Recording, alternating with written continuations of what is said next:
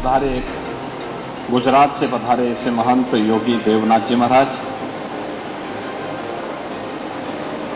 श्री दिगंबर अखाड़ा अयोध्या की परंपरा की उपस्थिति और वहां के श्री महंत श्री राम लखन दास जी महाराज, इस मंच पर उपस्थित महाराणा प्रताप शिक्षा परिषद के उपाध्यक्ष, वरिष्ठ उपाध्यक्ष श्री राजेश मोहन सरकार जी, उत्तर प्रदेश सरकार के पूर्व मंत्री और विधान परिषद के सदस्य डॉक्टर महेंद्र सिंह जी, भारतीय जनता पार्टी के प्रदेश के उपाध्यक्ष और विधान परिषद सदस्य डॉक्टर धर्मेंद्र सिंह जी, गोरखपुर के महापौर डॉक्टर मंगलेश श्रीवास्तव जी, सैजनवासी विधायक श्री प्रदीप शुक्ला जी,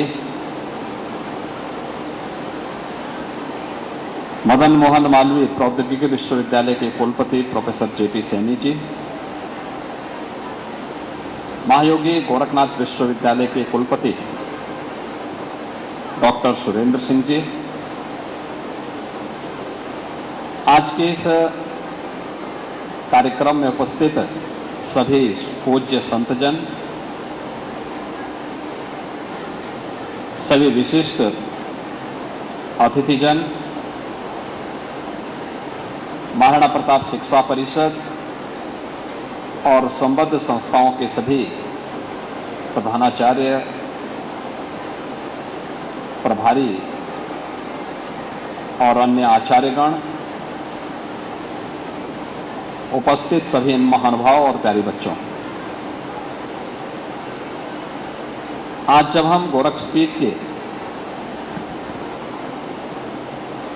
इन पूज्य आचार्य द्वय के साप्ताहिक श्रद्धांजलि समारोह कार्यक्रम में यहाँ पर एकत्र हुए हैं, पिछले एक सप्ताह से अलग अलग कार्यक्रमों के माध्यम से यह समारोह गत वर्ष की भांति ही निरंतर आगे बढ़ रहा है।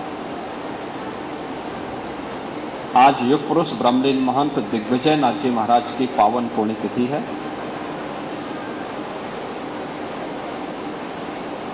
और इस स्मृति में उनके पुण्य स्मृति को बनाए रखने के लिए गोरखपीठ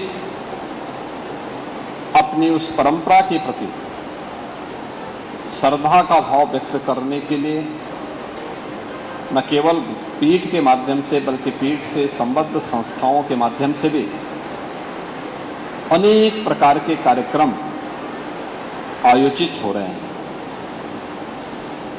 सभी संस्थाओं में कोई न कोई कार्यक्रम आयोजित हैं और इन पूज्य संतों की उपस्थिति भी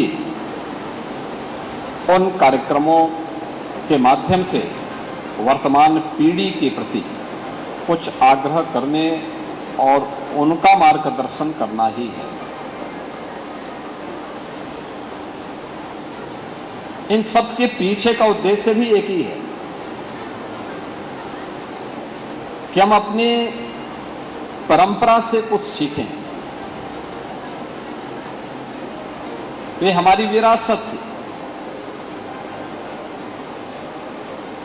और उसका महत्व क्या होता है।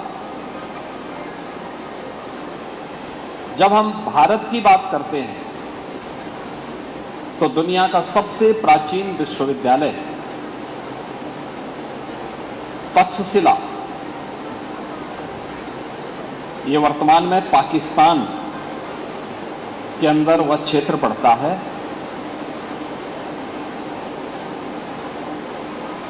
मर्यादा पुरुषोत्तम भगवान श्री राम के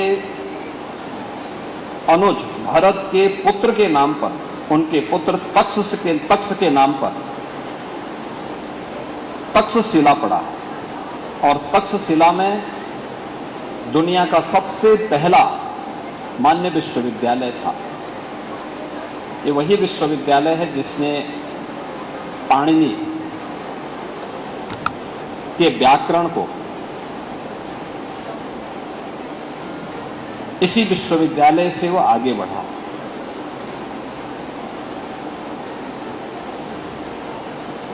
यही विश्वविद्यालय है जिसने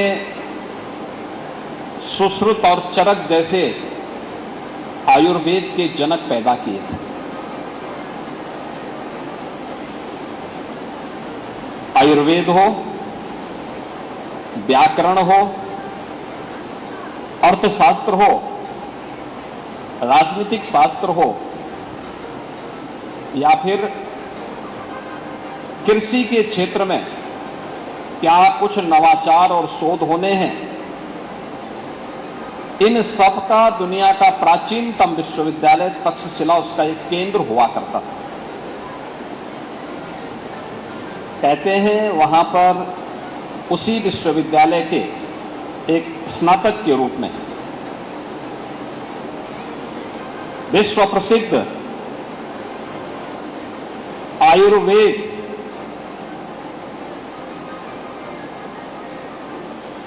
के मर्मज्ञ जीवक भी थे। जब वे अध्ययन कर रहे थे, कई वर्षों तक उन्होंने उस विश्वविद्यालय में वहां के योग्य आचार्यों के सानिध्य में आयुर्वेद की शिक्षा ली। शिक्षा लेने के बाद जब वह कई वर्ष हो गए उनको, उनके मन में आया कि मैं क्यों ना अपने देश को वापस जाऊं, यानी अपने वापस क्यों ना जिस क्षेत्र के थे वहां पर आकर के क्यों ना फिर अब इस कार्य को आगे बढ़ाऊं। तो उन्होंने अपने आचार्य के पास गए और आचार्य से कहा कि मैं बहुत वर्ष हो गए हैं मुझे यहाँ आयुर्वेद में जानते हुए, सीखते हुए, मैं चाहता हूं कि मैं इसको समाज को भी दूं, लोक कल्याण के लिए अपने आप को समर्पित कर दूं। तो कोई भी शिष्य जब अपना शिक्षा का कार्यकाल यानी अध्ययन पूरा करने के बाद जब वापस अपने घर को जाता था तो आचार्य के द्वारा उसकी एक परीक्षा ली जाती थी। तो परीक्षा के रूप में जब उनके आचार्य ने उनसे कहा कि ठीक है आपको जाना है तो एक बात का ध्यान रखो कि जाओ सामने जो वन है इस वन में जाकर के देखो ऐसी कौन सी वनस्पति है जिसमें औषधीय गुण न हो। कहते हैं जीवक गए, 15 दिनों तक वह वन के एक एक कोने को उन्होंने छाना और वापस आकर के उन्होंने अपने आचार्य से कहा कि कोई भी ऐसी वनस्पति मुझे नहीं मिली जिसमें औषधीय गुण न हो। उन्होंने कहा कैसे? उन्होंने कहा नहीं। उन्होंने कहा सब में कुछ न कुछ औषधीय गुण हैं और इसीलिए तो भारतीय मनीषा ने कहा कि अमंत्रम अक्षरम नास्ति, नास्ति मूलो अनौषधय और अयोग्यो पुरुषो नास्ति योजकः तत्र दुर्लभः। यानी कोई अक्षर ऐसा नहीं जिसमें मंत्र बनने की सामर्थ्य न हो।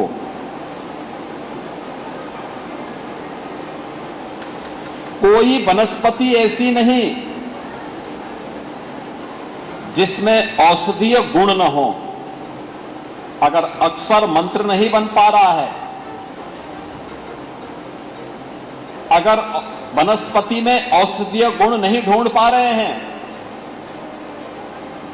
और अयोग्यो पुरुषो नास्ति, कोई पुरुष, कोई व्यक्ति, मनुष्य ईश्वर की सर्वश्रेष्ठ कीर्ति है, तो कोई भी अयोग्य नहीं है।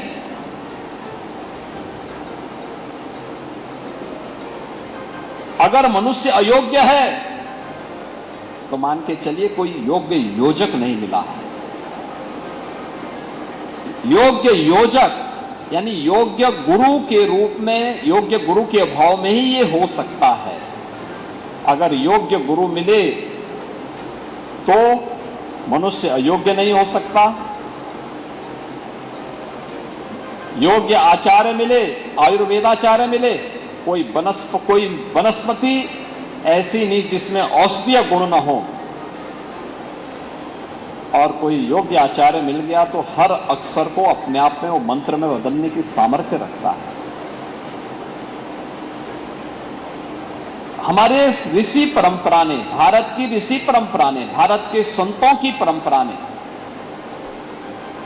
उसी योजक के रूप में समाज की भूमिका का, अपनी सामाजिक और आध्यात्मिक भूमिका का निर्वहन किया। याद करिए महंत दिग्विजयनाथ जी महाराज, उनका जन्म मेवाड़ के उस इतिहास प्रसिद्ध कुल परंपरा में हुआ जिसने कभी विदेशी ताकतों के सामने कोई समर्पण नहीं किया। वे जूझते रहे, लड़ते रहे, और अंततः किसी कालखंड में मेवाड़ से जुड़े हुए जितने भी दुर्ग और किले विदेशी आक्रांताओं ने अपने कब्जे में लिए थे, महाराणा प्रताप ने अपने जीते जी सबको वापस ला करके भारत की हिंदुआ सूर्य की उस पताका को फिर से अनंत काल तक आने वाली पीढ़ी के लिए एक नई प्रेरणा दी। महंत दिग्विजयनाथ जी महाराज उस परंपरा से गोरखपीठ में आए थे, लेकिन नहीं आकर के केवल साधु का बाना पहन करके अपने आध्यात्मिक उन्नयन तक अपने आप को सीमित नहीं रखना। धर्म के जो हेतु हैं, अभ्युदय के लिए भी और निश्रेयस्य के लिए भी, यानी सांसारिक उत्कर्ष के लिए भी हम काम करेंगे और अपनी आत्मिक उन्नति के लिए भी कार्य करेंगे, जिससे मुक्ति मिल सके, जीवन में मुक्ति का मार्ग प्रशस्त हो सके। इन दोनों को साथ लेकर के चलने वाला ही सच्चा साधु हो सकता है, सच्चा ऋषि हो सकता है। और यही कार्य गोरखपीठ की इस परंपरा ने महंत दिग्विजयनाथ जी महाराज के नाम पर, पूज्य महंत अवेद्यनाथ जी महाराज के नाम पर किया। साधु अकेले होगा, पूरा समाज ही उसका परिवार है, पूरा राष्ट्र ही उसका कुटुंब है, सनातन धर्म ही उसकी जाति है। जब इस ध्येय के साथ वे कार्य किए तो संतों का संकल्प क्यों चरितार्थ होता है?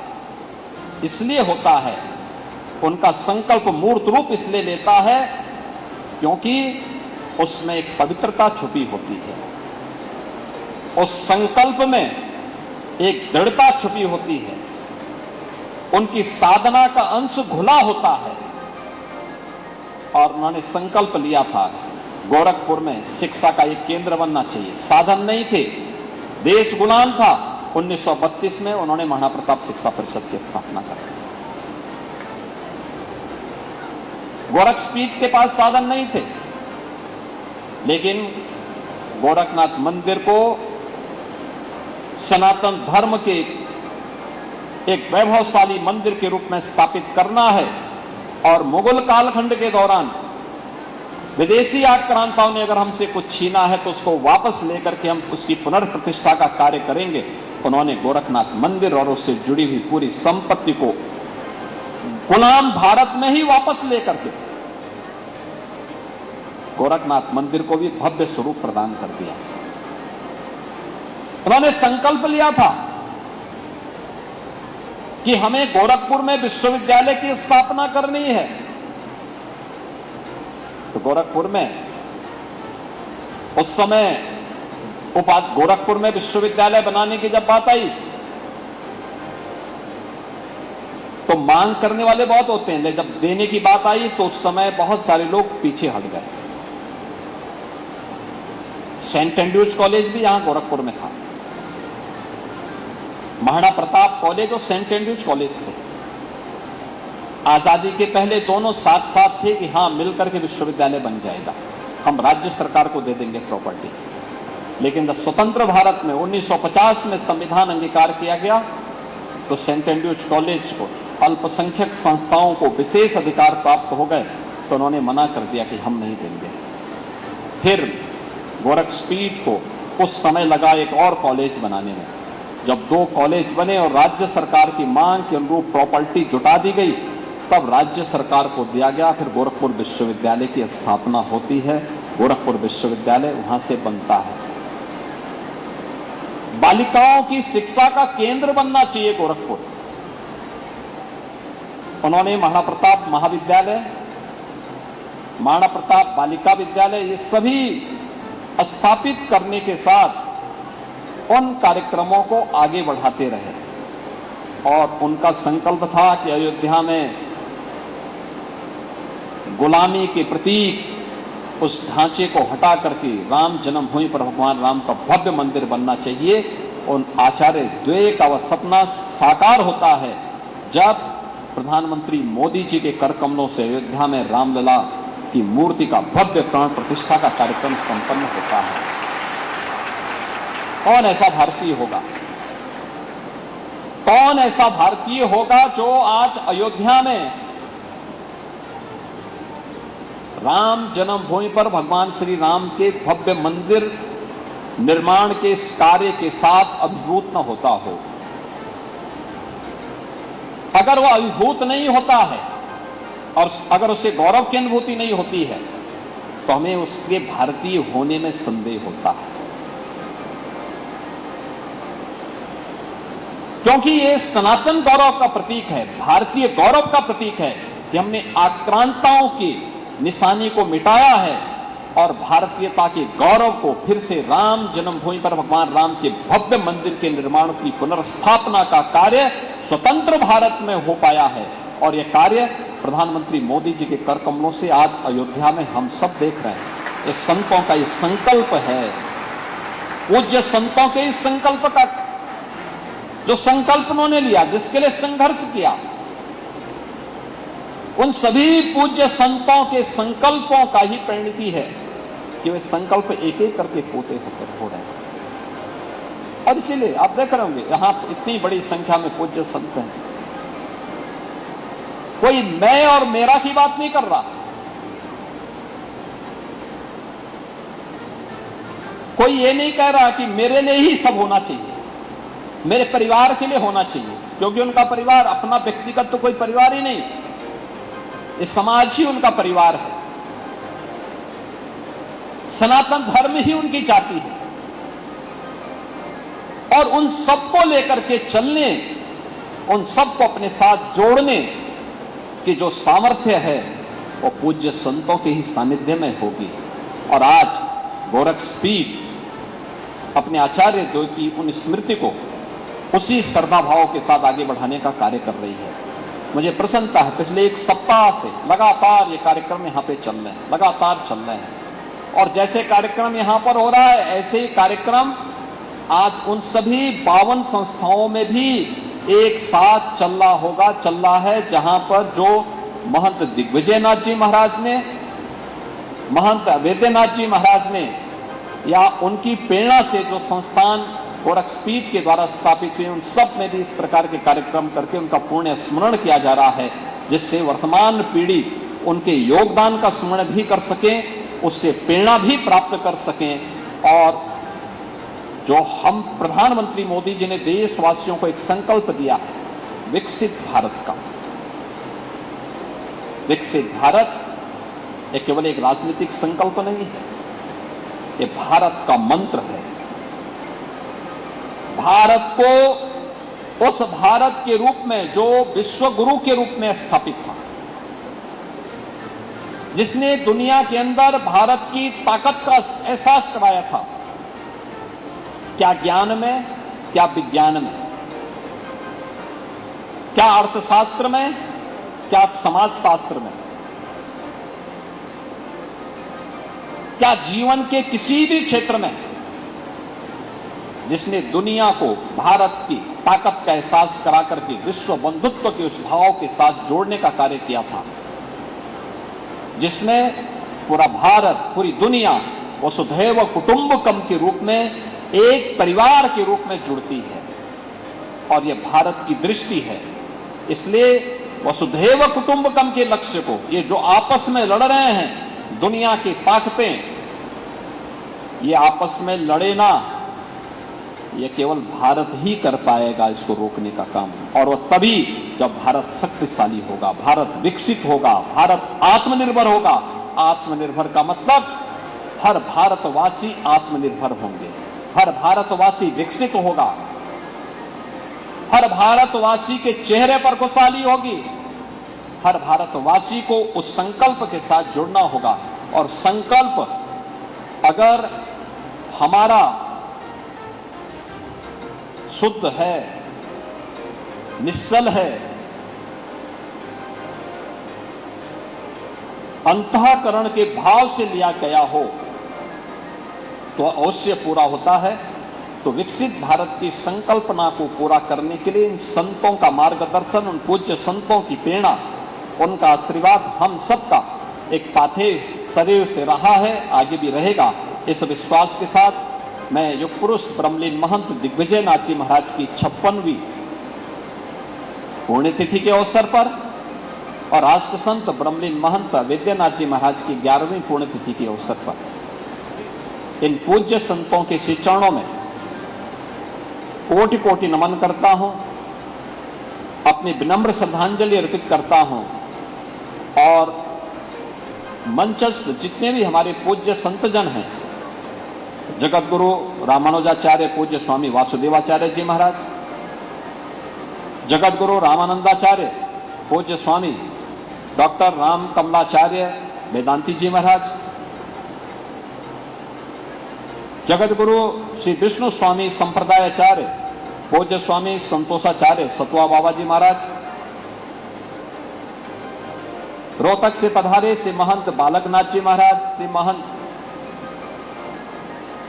शेरनाथ जी महाराज, अयोध्या धाम से पधारे वशिष्ठ भवन आश्रम के श्री महंत और पूर्व सांसद डॉक्टर रामविलास वेदांती जी महाराज, और जितने भी हमारे पूज्य संतजन हैं, इन सभी पूज्य संतजनों का मैं हृदय से अभिनंदन करता हूं, उनका आभारी हूं कि उन्होंने समय निकाल करके इस पूरे कार्यक्रम में भागीदार बने, और इस कार्यक्रम अनवरत एक सप्ताह से चल करके आज सायंकालीन सत्र में फिर से कथा का आयोजन, श्रीमद् भागवत महापुराण की कथा का आयोजन होगा, और कल पूज्य महंत वैद्यनाथ जी महाराज की पावन पुण्यतिथि के कार्यक्रम के साथ हम यहाँ पर फिर से जुटेंगे। इस विश्वास के साथ आप सबके प्रति भी मैं अपनी शुभकामनाएं देता हूँ। धन्यवाद। जय हिंद।